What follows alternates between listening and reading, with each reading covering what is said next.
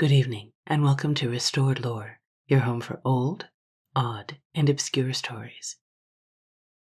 Tonight we return to Japan for one of its most ancient stories, the legend of the bamboo cutter and the moon child.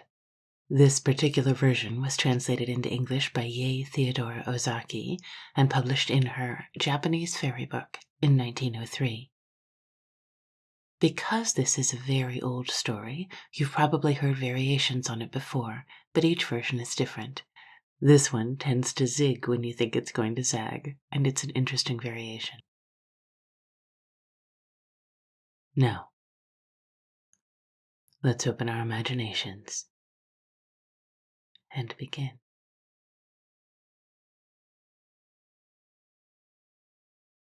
Long, long ago, there lived an old bamboo woodcutter. He was very poor and sad also, for no child had heaven sent to cheer his old age, and in his heart there was no hope of rest from work till he died and was laid in the quiet grave. Every morning he went forth into the woods and hills wherever the bamboo reared its lithe green plumes against the sky. When he had made his choice, he would cut down those feathers of the forest and, splitting them lengthwise or cutting them into joints, would carry the bamboo wood home and make it into various articles for the household, and he and his old wife gained a small livelihood by selling them. One morning, as usual, he had gone out to his work and, having found a nice clump of bamboos, had set to work to cut some of them down. Suddenly, the green grove of bamboos was flooded with a bright, soft light, as if the full moon had risen over the spot. Looking around in astonishment, he saw that the brilliance was streaming from one bamboo.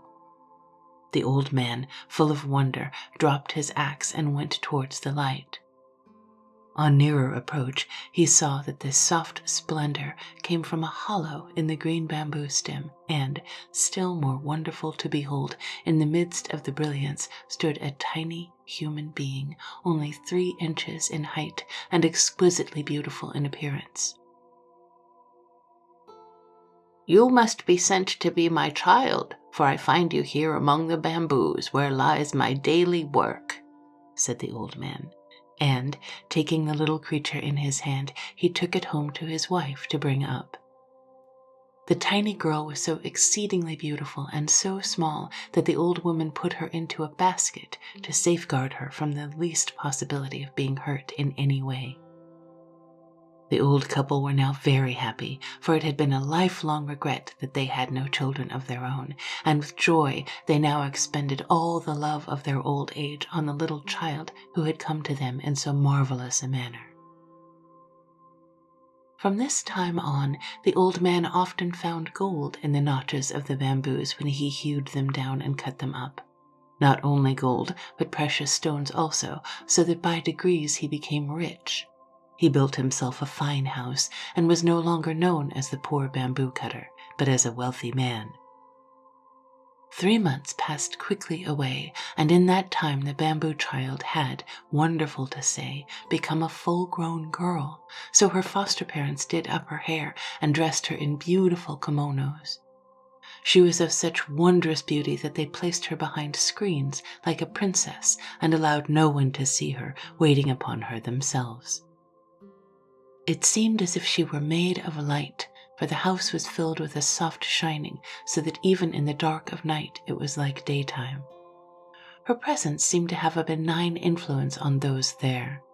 Whenever the old man felt sad, he had only to look upon his foster daughter, and his sorrow vanished, and he became happy as when he was a youth.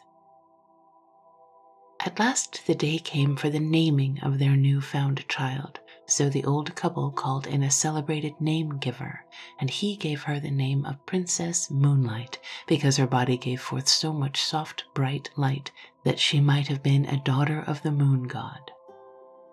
For 3 days the festival was kept up with song and dance and music. All the friends and relations of the old couple were present, and great was their enjoyment of the festivities held to celebrate the naming of Princess Moonlight. Everyone who saw her declared that there never had been seen anyone so lovely. All the beauties throughout the length and breadth of the land would grow pale beside her, so they said. The fame of the princess's loveliness spread far and wide, and many were the suitors who desired to win her hand, or even so much as to see her. Suitors from far and near posted themselves outside the house and made little holes in the fence in the hope of catching a glimpse of the princess as she went from one room to the other along the veranda. They stayed there day and night, sacrificing even their sleep for a chance of seeing her, but all in vain. Then they approached the house and tried to speak to the old man and his wife or some of the servants, but not even this was granted them. Still, in spite of all this disappointment, they stayed on day after day and night after night and counted it as nothing, so great was their desire to see the princess. At last, however, most of the men, seeing how hopeless their quest was, lost heart and hope both and returned to their homes. All except 5 knights whose ardor and determination, instead of waning, seemed to wax greater with obstacles. These 5 men went without their meals and took snatches of whatever they could get brought to them, so that they might always stand outside the dwelling. They stood there in all weathers, in sunshine and in rain. Sometimes they wrote letters to the princess, but no answer was vouchsafed to them. Then, when letters failed to draw any reply, they wrote poems to her, telling her of the hopeless love which kept them from sleep, from food, from rest, and even from their homes. Still, Princess Moonlight gave them no sign of having received their verses. In this hopeless state the winter passed. The snow and frost and the cold winds gradually gave place to the gentle warmth of spring. Then the summer came, and the sun burned white and scorching in the heavens above and on the earth beneath, and still those faithful knights kept watch and waited. At the end of those long months, they called out to the old bamboo cutter and entreated him to have some mercy upon them and to show them the princess, but he answered only that as he was not her real father, he could not insist on her obeying him against her wishes. The 5 knights, on receiving this stern answer, returned to their several homes and pondered over the best means of touching the proud princess's heart, even so much as to grant them a hearing. They took their rosaries in hand and knelt before their household shrines and burned precious incense, praying to Buddha to give them their heart's desire. Thus several days passed, but even so they could not rest in their homes. So again they set out for the bamboo cutter's house. This time the old man came out to see them, and they asked him to let them know if it was the princess's resolution never to see any man whatsoever, and they implored him to speak for them and to tell her the greatness of their love, and how long they had waited through the cold of winter and the heat of summer, sleepless and roofless through all weathers, without food and without rest, in the ardent hope of winning her, and they were willing to consider this long vigil as pleasure if she would but give them one chance of pleading their cause with her. The old man lent a willing ear to their tale of love, for in his inmost heart he felt sorry for these faithful suitors and would have liked to see his lovely foster daughter married to one of them. So he went in to Princess Moonlight and said reverently, "Although you have always seemed to me to be a heavenly being, yet I have had the trouble of bringing you up as my own child, and you have been glad of the protection of my roof. Will you refuse to do as I wish?" Then Princess Moonlight replied that there was nothing she would not do for him, that she honored and loved him as her own father, and that as for herself, she could not remember the time before she came to earth. The old man listened with great joy as she spoke these dutiful words. Then he told her how anxious he was to see her safely and happily married before he died. "I am an old man, over 70 years of age, and my end may come any time now. It is necessary and right that you should see these 5 suitors and choose one of them." "Oh, why?" said the princess in distress. "Must I do this? I have no wish to marry now." "I found you," answered the old man, "many years ago, when you were a little creature 3 inches high in the midst of a great white light. The light streamed from the bamboo in which you were hid and led me to you. So I have always thought that you were more than mortal woman. While I am alive, it is right for you to remain as you are if you wish to do so, but some day I shall cease to be, and who will take care of you then?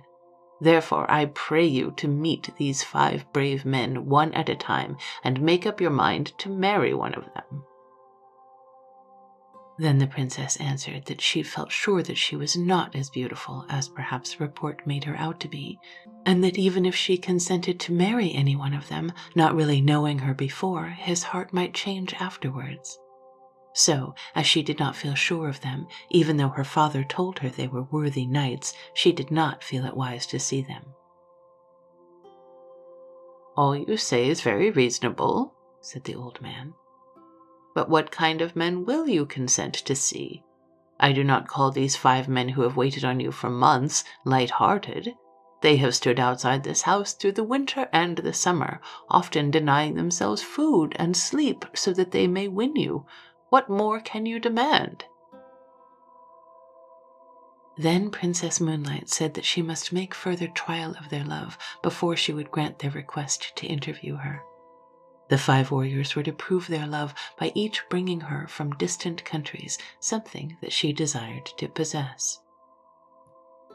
That same evening, the suitors arrived and began to play their flutes in turn and to sing their self-composed song telling of their great and tireless love.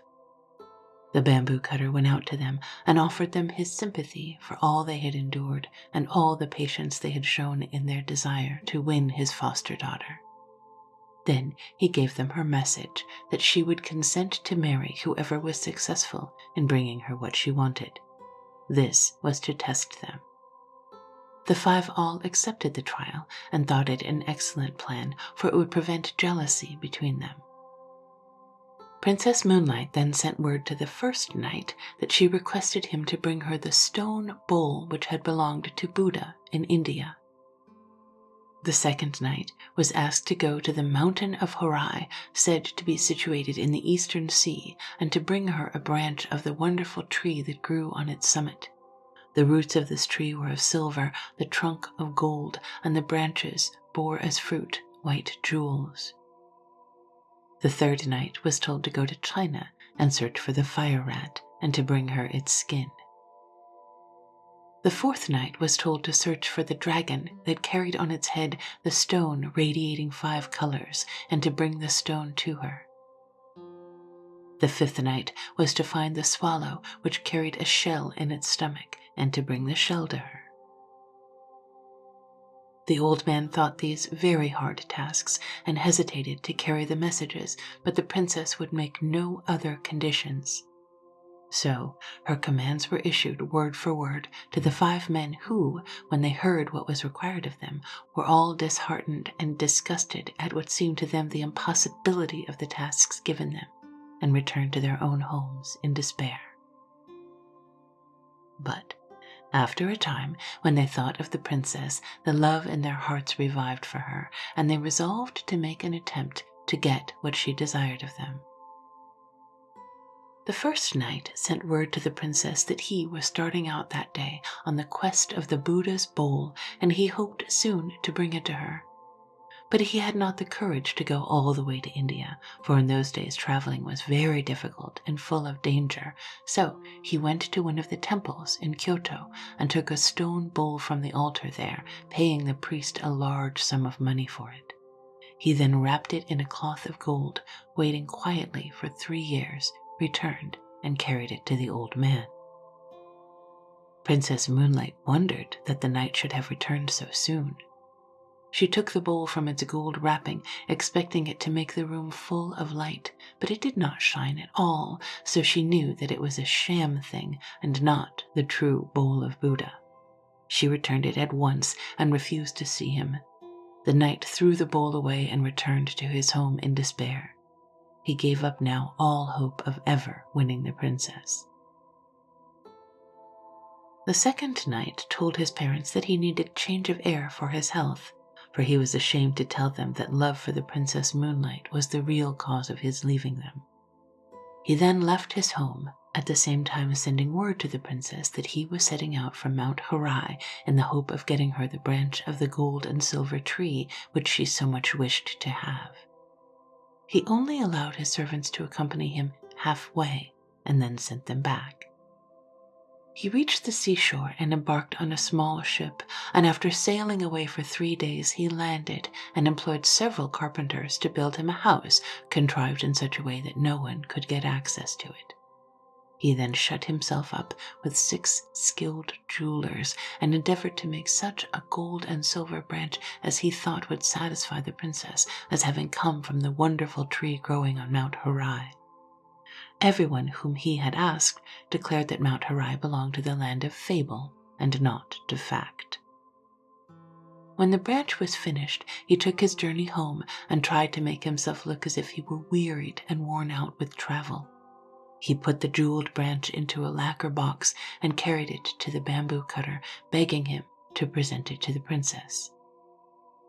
The old man was quite deceived by the travel-stained appearance of the knight and thought that he had only just returned from his long journey with the branch. So he tried to persuade the princess to consent to see the man. But she remained silent and looked very sad. The old man began to take out the branch and praised it as a wonderful treasure to be found nowhere in the whole land. Then he spoke of the knight, how handsome and how brave he was to have undertaken a journey to so remote a place as the Mount of Horai. Princess Moonlight took the branch in her hand and looked at it carefully. She then told her foster parent that she knew it was impossible for the man to have obtained a branch from the gold and silver tree growing on Mount Horai so quickly or so easily, and she was sorry to say she believed it artificial. The old man then went out to the expectant knight, who had now approached the house, and asked where he had found the branch. Then the man did not scruple to make up a long story. 2 years ago I took a ship and started in search of Mount Horai. After going before the wind for some time, I reached the far eastern sea. Then a great storm arose, and I was tossed about for many days, losing all count of the points of the compass, and finally we were blown ashore on an unknown island. Here I found the place inhabited by demons who at one time threatened to kill and eat me. However, I managed to make friends with these horrible creatures, and they helped me and my sailors to repair the boat, and I set sail again. Our food gave out, and we suffered much from sickness on board. At last, on the 500th day from the day of starting, I saw, far off on the horizon, what looked like the peak of a mountain. On nearer approach, this proved to be an island, in the center of which rose a high mountain. I landed, and, after wandering about for 2 or 3 days, I saw a shining being coming toward me on the beach, holding in his hands a golden bowl. I went up to him and asked him if I had, by good chance, found the island of Mount Horai, and he answered, "Yes, this is Mount Horai." With much difficulty, I climbed to the summit, where stood the golden tree, growing with silver roots in the ground. The wonders of that strange land are many, and if I began to tell you about them, I could never stop. In spite of my wish to stay there long, on breaking off the branch, I hurried back. With utmost speed, it has taken me 400 days to get back, and, as you may see, my clothes are still damp from exposure on the long sea voyage. I have not even waited to change my raiment, so anxious was I to bring the branch to the princess quickly. Just at this moment, the 6 jewelers, who had been employed on the making of the branch, but not yet paid by the knight, arrived at the house and sent in a petition to the princess to be paid for their labor. They said that they had worked for over 1,000 days making the branch of gold with its silver twigs and its jeweled fruit that was now presented to her by the knight, but as yet they had received nothing in payment. So this knight's deception was thus found out, and the princess, glad of an escape from one more importunate suitor, was only too pleased to send back the branch. She called in the workmen and had them paid liberally, and they went away happy. But on the way home they were overtaken by the disappointed man, who beat them till they were nearly dead for letting out the secret, and they barely escaped with their lives. Then the knight returned home, raging in his heart, and in despair of ever winning the princess, gave up society and retired to a solitary life among the mountains. Now the third knight had a friend in China, so he wrote to him to get the skin of the fire rat. The virtue of any part of this animal was that no fire could harm it. He promised his friend any amount of money he liked to ask, if only he could get him the desired article. As soon as the news came that the ship on which his friend had sailed home had come into port, he rode 7 days on horseback to meet him. He handed his friend a large sum of money and received the fire rat's skin. When he reached home, he put it carefully in a box and sent it in to the princess, while he waited outside for her answer. The bamboo cutter took the box from the knight and, as usual, carried it in to her and tried to coax her to see the knight at once. But Princess Moonlight refused, saying that she must first put the skin to test by putting it into the fire.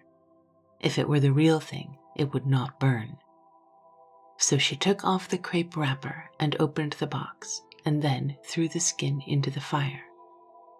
The skin crackled and burned up at once, and the princess knew that this man also had not fulfilled his word. So the third night failed also. Now, the fourth night was no more enterprising than the rest. Instead of starting on the quest of the dragon bearing on its head the 5-color radiating jewel, he called all his servants together and gave them the order to seek it far and wide in Japan and in China, and he strictly forbade any of them to return till they had found it.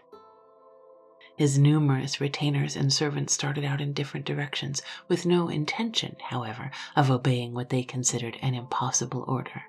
They simply took a holiday, went to pleasant country places together, and grumbled at their master's unreasonableness.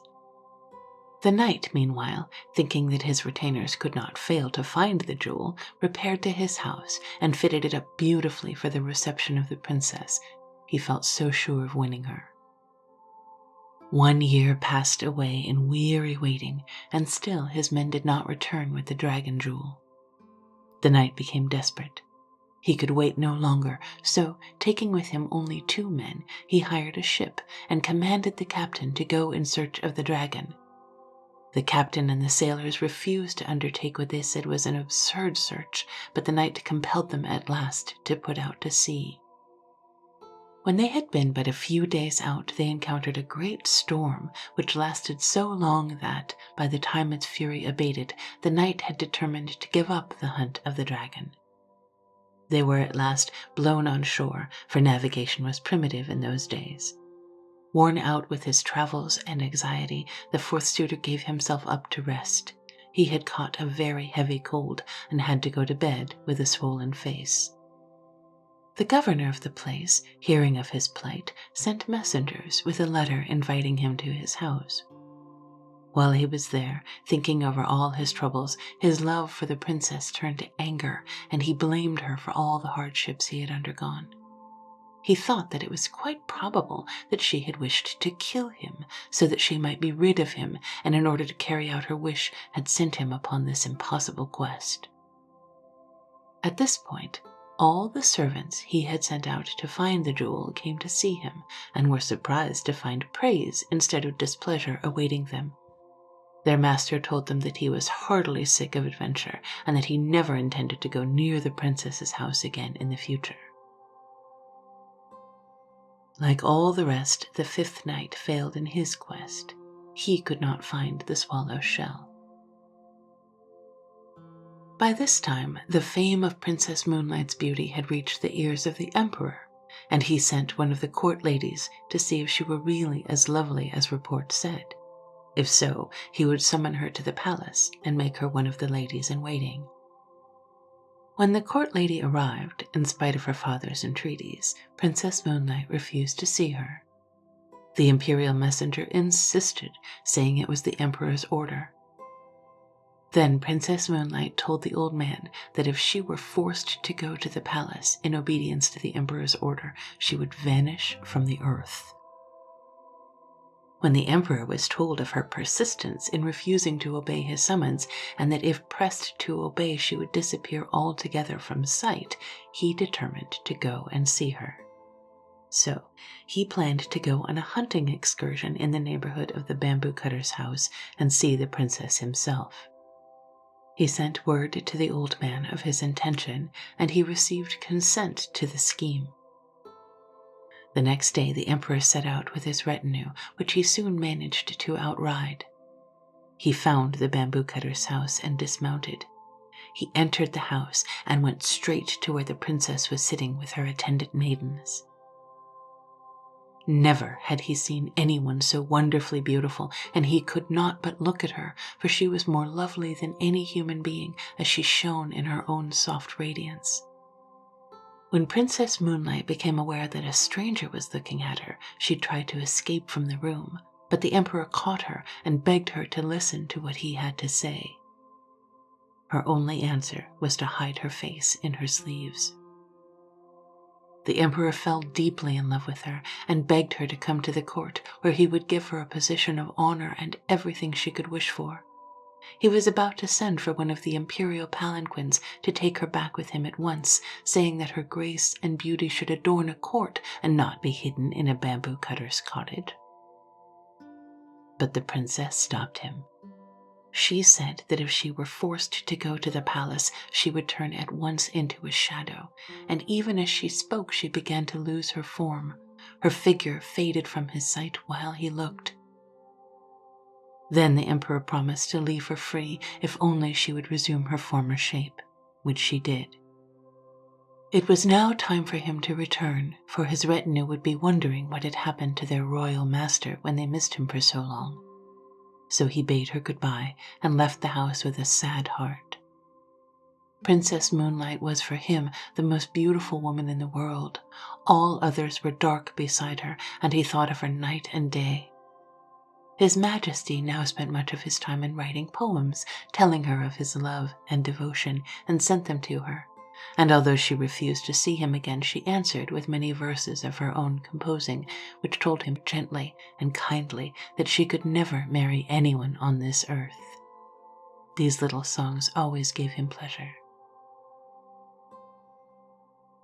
At this time, her foster parents noticed that night after night the princess would sit on her balcony and gaze for hours at the moon in a spirit of the deepest dejection, ending always in a burst of tears. One night the old man found her thus weeping as if her heart were broken, and he besought her to tell him the reason of her sorrow. With many tears, she told him that he had guessed rightly when he supposed her not to belong to this world, that she had in truth come from the moon, and that her time on earth would soon be over. On the 15th day of that very month of August, her friends from the moon would come to fetch her, and she would have to return. Her parents were both there, but having spent a lifetime on the earth, she had forgotten them, and also the moon world to which she belonged. It made her weep, she said, to think of leaving her kind foster parents and the home where she had been happy for so long. When her attendants heard this, they were very sad and could not eat or drink for sadness at the thought that the princess was so soon to leave them. The emperor, as soon as the news was carried to him, sent messengers to the house to find out if the report were true or not. The old bamboo cutter went out to meet the imperial messengers. The last few days of sorrow had told upon the old man. He had aged greatly and looked much more than his 70 years. Weeping bitterly, he told them that the report was only too true, but he intended, however, to make prisoners of the envoys from the moon and to do all he could to prevent the princess from being carried back. The men returned and told His Majesty all that had passed. On the 15th day of that month, the emperor sent a guard of 2,000 warriors to watch the house. 1,000 stationed themselves on the roof. Another 1,000 kept watch around all the entrances of the house. All were well-trained archers with bows and arrows. The bamboo cutter and his wife hid Princess Moonlight in an inner room. The old man gave orders that no one was to sleep that night. All in the house were to keep a strict watch and be ready to protect the princess. With these precautions and the help of the emperor's men-at-arms, he hoped to withstand the moon messengers. But the princess told him that all these measures to keep her would be useless, and that when her people came for her, nothing whatever could prevent them from carrying out their purpose. Even the emperor's men would be powerless. Then she added with tears that she was very, very sorry to leave him and his wife, whom she had learned to love as her parents, that if she could do as she liked, she would stay with them in their old age and try to make some return for all the love and kindness they had showered upon her during all her earthly life. The night wore on. The yellow harvest moon rose high in the heavens, flooding the world asleep with her golden light. Silence reigned over the pine and the bamboo forests and on the roof where the 1,000 men-at-arms waited. Then the night grew gray towards the dawn, and all hoped that the danger was over, that Princess Moonlight would not have to leave them after all. Then, suddenly, the watchers saw a cloud form round the moon, and while they looked, this cloud began to roll earthwards. Nearer and nearer it came, and everyone saw with dismay that its course lay toward the house. In a short time the sky was entirely obscured, till at last the cloud lay over the dwelling only 10 feet off the ground. In the midst of the cloud there stood a flying chariot, and in the chariot a band of luminous beings. One amongst them, who looked like a king and appeared to be the chief, stepped out of the chariot and, poised in air, called to the old man to come out. "The time has come," he said, "for Princess Moonlight to return to the moon from whence she came. She committed a grave fault, and as a punishment was sent to live down here for a time. We know what good care you have taken of the princess, and we have rewarded you for this, and have sent you wealth and prosperity. We put the gold in the bamboos for you to find." "I have brought up this princess for 20 years, and never once has she done a wrong thing. Therefore the lady you are seeking cannot be this one," said the old man. "I pray you to look elsewhere." The messenger called aloud, saying, "Princess Moonlight, come out from this lowly dwelling. Rest here not another moment." At these words, the screens of the princess's room slid open of their own accord, revealing the princess shining in her own radiance, bright and wonderful and full of beauty. The messenger led her forth and placed her in the chariot. She looked back and saw with pity the deep sorrow of the old man. She spoke to him many comforting words and told him that it was not her will to leave him, and that he must always think of her when looking at the moon. The bamboo cutter implored to be allowed to accompany her, but this was not allowed. The princess took off her embroidered outer garment and gave it to him as a keepsake. One of the moon beings in the chariot held a wonderful coat of wings, and another had a phial full of the elixir of life, which was given the princess to drink. She swallowed a little and was about to give the rest to the old man, but she was prevented from doing so. The robe of wings was about to be put upon her shoulders, but she said, "Wait a little. I must not forget my good friend the emperor. I must write him once more to say goodbye while I am still in this human form." In spite of the impatience of the messengers and charioteers, she kept them waiting while she wrote. She placed the phial of the elixir of life with the letter, and, giving them to the old man, she asked him to deliver them to the emperor. Then the chariot began to roll heavenwards towards the moon, And as they all gazed with tearful eyes at the receding princess, the dawn broke, and in the rosy light of day, the moon chariot and all in it were lost amongst the fleecy clouds that were now wafted across the sky in the wings of the morning wind. Princess Moonlight's letter was carried to the palace. His Majesty was afraid to touch the elixir of life, so he sent it with the letter to the top of the most sacred mountain in the land, Mount Fuji, and there the royal emissaries burnt it on the summit at sunrise. So to this day, people say there is smoke to be seen rising from the top of Mount Fuji to the clouds.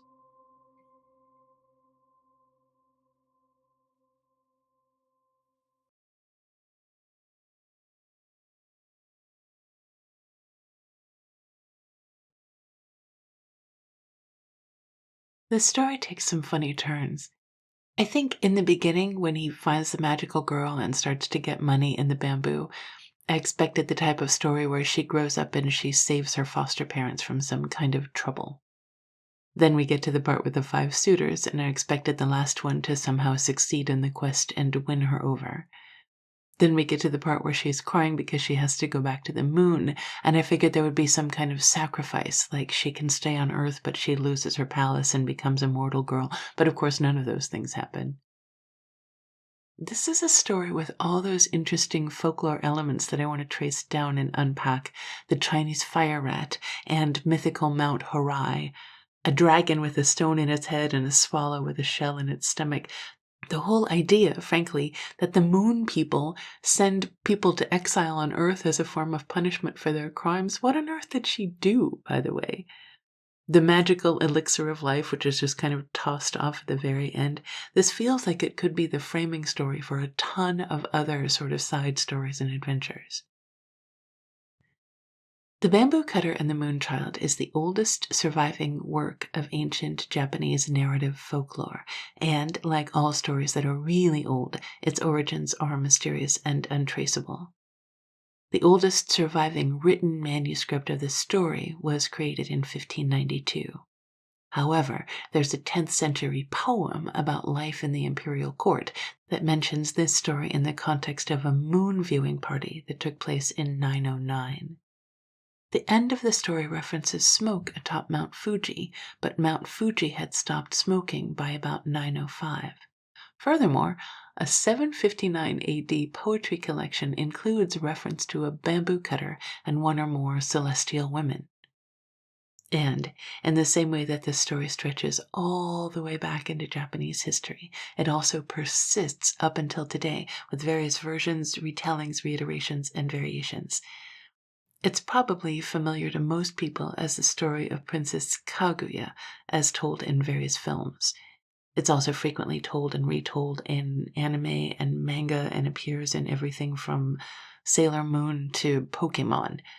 By the way, the Ghibli version is on Netflix, at least here in the Netherlands, and it's well worth watching. One more thing that I kind of wanted to follow up on is the smoking of Mount Fuji. Interestingly, this story is cited as a potential source of the name of Mount Fuji itself, that the name might be derived from Japanese fushi, Fuji, meaning immortality. So I was trying to track down the idea that you could date the origins of the story by knowing what the mountain was doing when the ending was written, but I'm not sure that I can. The Japanese have been keeping written record of the activity of Mount Fuji since the 8th century. And individual volcanic events have been given individual names, but also separate phases of the mountain's changes and development over time have been given individual names.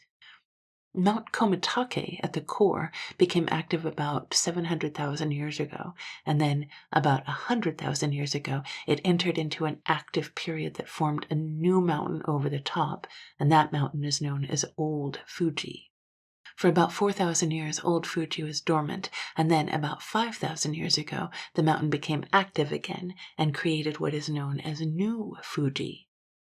Since formal written records began, there have been 2 major eruption events: the Jogan eruption, or series of eruptions, from 864 to 866, and the Hoai eruption in 1707.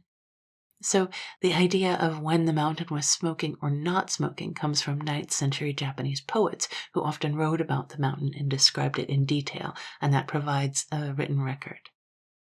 And perhaps a devastating eruption in 864 would have prompted more people to pay attention to the mountain and include it specifically in literature and folktales for the next few decades. Here's some trivia for you. One of the reasons that Fuji is so admired and considered so beautiful is because it is so amazingly symmetrical. And for that reason, Mount St. Helens was once called America's Fuji because it was also very symmetrical before the 1980 eruption. By the way, if you want to blow your mind, go to Google and look at satellite imagery from Spirit Lake, just northeast of Mount St. Helens. You'll see all this light white stuff around the edges of the lake, even partially covering it on the northwest shore. And when you zoom in, you see that these are all tree trunks from the forest that was washed into the lake from that eruption, like millions of toothpicks floating on the water to this day. It's wild. If you listen all the way to the end of the video, you get to hear me make a little confession. This week's confession is that now I really want to talk about Mount St. Helens because I remember that eruption. I was a little kid living in Portland, Oregon at that time. I remember that the mountain was blowing puffs of smoke, it seems like for weeks before the eruption, and when you were on a hillside looking the right direction, you could just watch these clouds puffing out of it. And then on the day of the eruption itself, we were, of course, so far away that there wasn't any danger, but the sky was like dark and cloudy with smoke, and there was a layer of gray, powdery ash on absolutely everything. And I remember people gathering up the ash and bottling it as a kind of souvenir, and that seemed so weird at the time because, of course, the stuff was everywhere. It was worthless. It was worse than worthless. It was a nuisance. And I remember also seeing the landslide on TV and that whole forest just getting washed down the mountainside. Speaking purely aesthetically, the mountain really has never been pretty since then. And it's also a weird coincidence that the whole thing was almost exactly 45 years ago this week. If you like volcanoes or just stories about moon maidens, you are in the right place. Subscribe to the channel and choose notifications so you never miss a story. Please also drop me a like or a comment below and let me know what you think. And of course, if you would like to support the channel even further, consider buying me a coffee using the link below. Thank you so much for listening, and I will see you in a few days.